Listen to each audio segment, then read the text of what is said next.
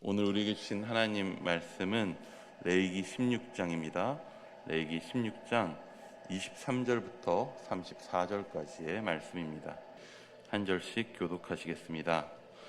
아론은 회막에 들어가서 지성소에 들어갈 때 입었던 세마포 옷을 벗어 거기 두고 자기 옷을 입고 나와서 자기의 번제와 백성의 번제를 드려 자기와 백성을 위하여 속죄하고 속죄 제물의 기름을 제단에서 불사를 것이요 아사셀에게 보낸 자는 그의 옷을 빨고 물로 그의 몸을 씻은 후에 진영에 들어갈 것이며 속죄제 숙성아지와 속죄제 염소의 피를 성소로 들여다가 속죄하였은즉 그 가죽과 고기와 똥을 밖으로 내다가 불사를 것이요 불사는 자는 그의 옷을 빨고 물로 그의 몸을 씻은 후에 진영에 들어갈지니라. 너희는 영원히 이 규례를 지킬지니라. 일곱째 달 곧 그 달 10일에 너희는 스스로 괴롭게 하고 아무 일도 하지 말되 본토인이든지 너희 중에 거류하는 거류민이든지 그리하라. 이날에 너희를 위하여 속죄하여 너희를 정결케 하리니 너희의 모든 죄에서 너희가 여호와 앞에 정결하리라. 이는 너희에게 안식일 중에 안식일인즉 너희는 스스로 괴롭게 할지니 영원히 지킬 규례라. 기름 부음을 받고 임되어 자기의 아버지를 대신하여 선이 직분을 행하는 제사장은 속죄하되 세마포 곧 거룩한 옷을 입고 지성소를 속죄하며 회막과 제단을 속죄하고 또 제사장들과 백성의 회중을 위하여 속죄할지니 너희가 영원히 지킬 규례라. 이스라엘 자손의 모든 죄를 위하여 1년에 속죄할 것이니라. 아론이 여호와께서 모세에게 명령하신 대로 행하니라. 아멘. 우리에게 주일은 어떠한 날입니까? 일요일인가요? 아니면 쉬는 날입니까? 보통 교회에 열심히 다니는 분들에게 주일은 쉬는 날이라고 여겨지지는 않습니다. 왜 그렇습니까? 주로 못 쉬기 때문입니다. 청소년부 교사를 하고 있는 한 청년의 일과를 대충 소개하자면 우선 아침 8시 50분까지 교회에 옵니다.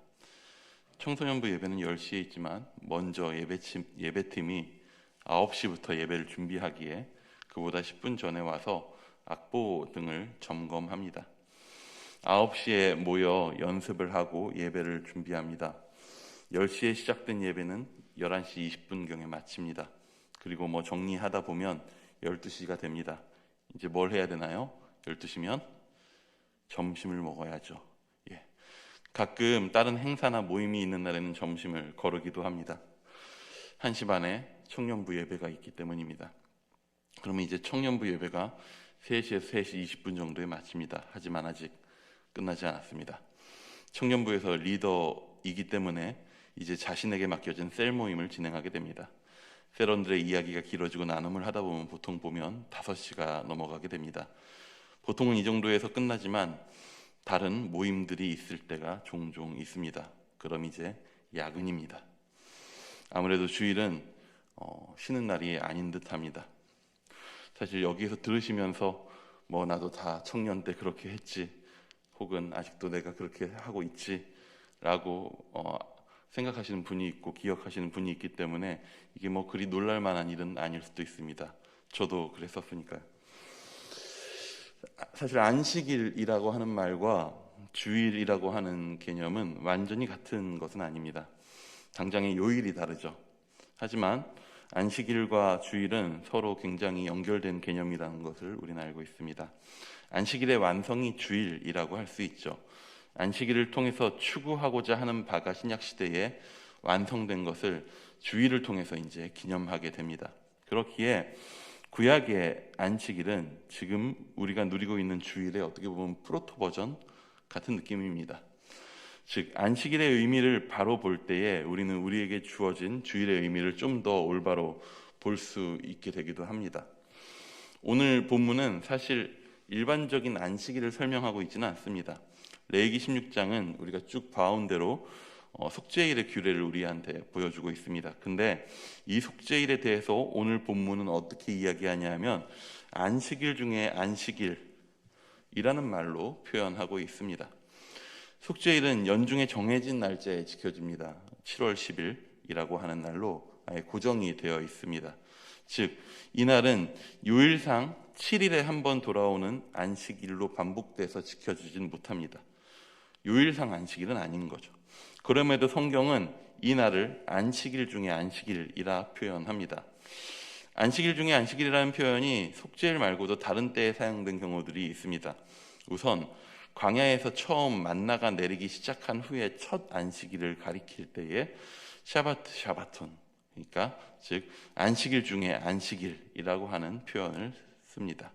그리고 7년에 한 번씩 돌아오는 안식년에 대해서도 샤바트, 샤바톤이라고 하는 안식일의 안식일, 안식일 중에 안식일이라는 표현을 씁니다. 그 날들이 지니는 의미가 무엇보다도 안식일에 담긴 하나님의 의도를 가장 잘 담고 있기 때문입니다. 그렇다면 우리는 안식일이 무엇인지 좀 다시 한번 생각해 볼 필요가 있습니다. 안식일은 누가 만드셨나요? 안식일은 하나님이 직접 만드셨습니다. 안식일은 하나님의 것입니다. 그리고 안식일은 하나님이 만드시고 자신이 친히 누리신 날입니다. 하나님은 6일간 세상을 창조하시고 일곱째 날을 거룩해 하여 안식일로 지정하셨습니다. 하나님은 그 날에 쉬셨습니다. 그리고 아마도 여섯째 날에 창조된 사람 또한 창조 직후에, 자신이 만들어진 직후에 가장 먼저 맞이한 첫날은 안식일이었을 것입니다. 즉 창조되고 그 다음 맞이한 첫날에 하나님과 함께 안식을 누리는 게 사람으로서의 첫 번째 일이었습니다. 이러한 창조의 순서는 우리에게 중요한 의미를 전달해 줍니다. 하나님은 사람을 안식을 누리는 존재로 창조하셨다는 것입니다. 창조 이전에는 어둠과 혼돈만이 가득했습니다. 하나님은 그 어둠과 혼돈을 찢고 그 안에 빛과 질서로 창조하십니다. 어둠과 혼돈은 질서와 안정으로 바뀌게 됩니다. 그리고 그 창조 세계 마지막에 그 완벽하게 질서를 이루고 그 완벽하게 안정된 그 세계 속에 하나님은 사람을 지으십니다. 그리고 하나님은 사람을 창조하시고 그를 창조주와 함께 그 가운데서 안식하는 존재로 먼저 지으셨습니다. 그렇다 하여서 우리가 아는 대로 사람에게 책임이나 사명, 일 같은 것이 없는 것이 아니었습니다. 사람은 또한 일하는 존재로 창조되었죠. 그에게는 생육하고 번성하고 다스려야 하는 사명이 있었습니다. 그리고 아담에게는 에덴이라고 하는 동산이 맡겨졌고 에덴에서 아담은 일하는, 경작하는 존재로 지어졌습니다. 하지만 아담에게 있어서 안식과 일은 별개의 존재가 아니었습니다. 아담은 하나님이 베푸신 안식 가운데에서 노동하는 존재였습니다. 에덴에서 수행되는 아담의 노동에는 고통과 괴로움이 없었습니다. 생존을 위한 부담과 두려움이 없었습니다. 실패에 대한 불안이 없었습니다. 혹은 일을 통해서 자신을 드러내야 되는 것, 1등이 돼야 된다는 것, 자신의 존재 가치를 일을 통해서, 사명을 통해서 자신이 어떤 존재인지 증명하려고 하는 욕심도 그 안에는 없었습니다. 그 모든 것이 언제부터 생겨난 것이냐? 죄가 들어온 후에 일어난 일이었습니다. 일은 죄 이후에 고통과 괴로움이 됩니다. 생존을 위한 두려움이 일 가운데 있는 쉼을 빼앗아갑니다. 사람에게서 안식을 빼앗아간 것은 일과 사명이 아니라 죄와 저주였던 것이죠. 시간이 지나 죄와 저주로 가득해져 버린 세상 속에서 세상 어떤 민족보다도 고통당하고 있는 민족이 하나 나타납니다. 바로 이스라엘 민족이었습니다. 그들은 애굽 아래에서 쉼없이 일했습니다. 그들은 쉼없이 일했지만 그에 합당한 대가는 제대로 있지 않았고 강요와 채찍질 속에서 고통만 가득한 채로 일해야 했습니다. 처음 일과 사명이 주어졌었던 그 목적과 마음과는 다르게 그 일은 고통만이 가득한 것이었습니다. 심지어 그들의 일은 그들의 목숨까지도 위협하는 일이었습니다. 하나님은 오랜 기간 동안 쉼 없이 고통 속에서 강제 노동에 시달리던 이스라엘 민족을 구출하십니다. 애굽을 지배하고 있다고 믿는 모든 신들을 재앙으로 무너뜨리고 혼돈의 바다인 홍해를 갈라서 이스라엘 민족을 광야 가운데 자기 백성으로 불러내십니다. 그리고 그들에게 자기 백성으로서의 표지인 계명을 주셔요. 그리고 그 계명 속에서 하나님은 자신의 것인, 자신이 만드신 안식일을 이스라엘에게 주시는 것입니다. 안식일은 선물입니다. 일하지 않고는 살 수 없다고 믿는, 그래서 나의 능력과 나의 기능으로 해내는 일만이, 나의 손이 나를 먹고 살게 해준다는, 생존케 해준다고 하는 그렇게 믿는, 그래서 더 나은 생존을 위해서는 쉼을 누리지 못한 사람들에게 주는 그러한 하나님의 선물입니다. 안식일 중에 안식일이라는 표현이 만나가 내린 후 안식일에, 첫 안식일에 쓰였다고 합니다. 왜 그럴까요? 광야는 자기 힘으로 아무리 일한다 한들 살아낼 수 있는 곳이 아닙니다. 자기 힘으로 양식을 얻을 수 없습니다. 나의 능력과 일이 나의 생존을 책임질 수 없는 곳입니다. 내가 아무리 일한다 하듯 한들 나를 책임질 수 없습니다. 그곳에 하나님은 만나를 내리십니다. 오늘 이스라엘의 생존이, 오늘 우리의 생존이 내 힘이 아니라 하나님으로부터 내려온다는 것을 확실하게 보여주십니다. 이스라엘이 할 일은 하나님이 베푸신 양식을 하나님의 뜻대로 거두는 것뿐입니다. 거기에 안식과 일이 공존합니다. 내가 일하나 그 모든 것이 하나님으로부터 베풀어졌다라고 하는 것, 내가 수고하나 그 수고가 하나님의 안식 가운데서 이루어지는 것. 그들은 하나님 안에서 일하되 그 가운데서 또한 안식을 누립니다. 그럼에도 그들 가운데 있는 죄가 그날 그들에게 주어진 안식일을 오염시키기도 합니다. 하나님은 안식일 전날에 그들에게 평소 먹을 것의 2배를 거두게 하시고 안식일에는 만나를 내리지 않습니다. 그럼에도 안식일에 만나를 거두러 나오는 자들이 있었습니다.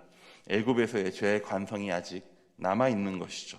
오늘 나의 생명을 내 힘으로 지키려는 죄의 관성이 그들로 하여금 하나님이 안식을 주셨음에도 불구하고, 하나님이 양식을 내려주셨음에도 불구하고 그 안식을 누리지 못하게 하는 것입니다. 오늘 본문에는 속죄일의 예식의 뒷부분을 보여주고 있습니다. 대제사장은 세마포를 입고 하나님 앞에 나가서 자신을 위하여 드리는 모든 속죄의 제사를 마무리하게 됩니다. 그리고 그는 그때 입었었던 세마포 옷을 거룩한 곳에 벗어두고 거룩한 곳에서 물로 자신의 몸을 씻은 후 다시 자신의 옷을 입습니다. 다시 자신의 옷을 입었다는 것은 대제사장으로서의 원래 일의 자리로, 자신의 주어진 일상으로 돌아갔다는 것입니다. 염소를 아사셀에게 보낸 자도 그 옷을 빨고 씻은 후 다시 진영으로 돌아옵니다. 속죄제의 가죽과 고기와 똥을 불사른 자도 그의 옷을 빨고 씻은 후에 다시 진영으로 돌아옵니다. 안식일 중에 안식일로 불리는 속죄일의 마지막은 무엇이냐면 일상의 회복입니다. 그들이 살아가고 있었던 일상이 다시 시작되는 것입니다. 이스라엘 중에 그들의 죄를 속하고 하나님 앞에 나아가는 제사가 매일 다시 반복됩니다. 하지만 이스라엘 중에 있는 죄의 영향력은 어쩔 수 없이 그들의 관성 속에서 계속 쌓여갈 수밖에 없습니다. 매일 제사를 하나, 매일 일상을 사나, 우리의 삶 가운데서 아무리 거룩하려 하고 아무리 하나님 앞에 나아가려고 하나 우리 안에 있는 안식은 우리의 죄의 간섭으로 인해서 끊임없이 오염되고 쌓여갑니다. 아무리 그들이 애써 제사를 드리고 예식을 반복한다 하여도 그들은 그들 안에 쌓여가는 죄를 온전히 해결하지 못합니다.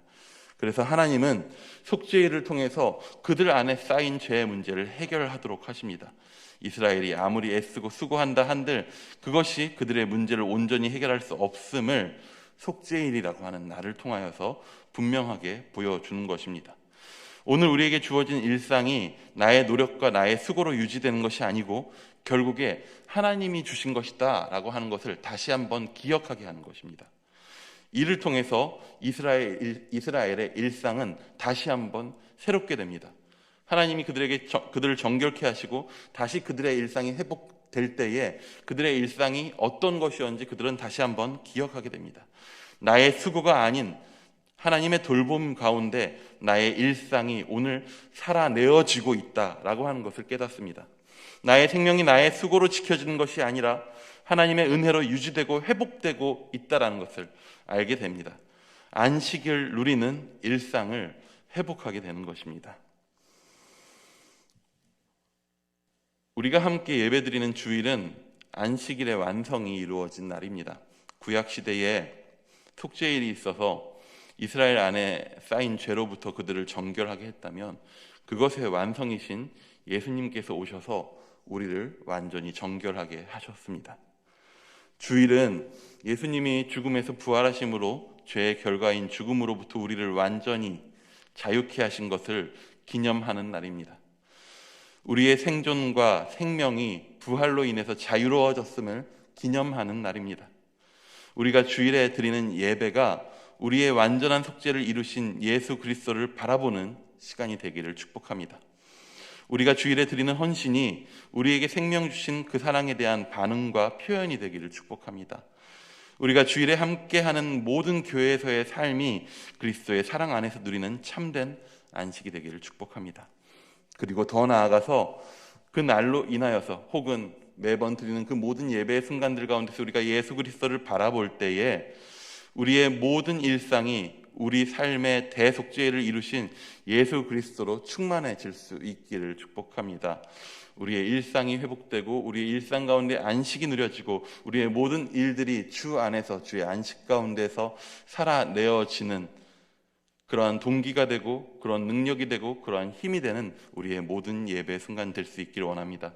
또한 오늘도 그렇게 주의 안식 가운데서 함께 일하며 우리에게 주어진 사명을 살아내는 은혜가 있기를 축복합니다. 기도하겠습니다.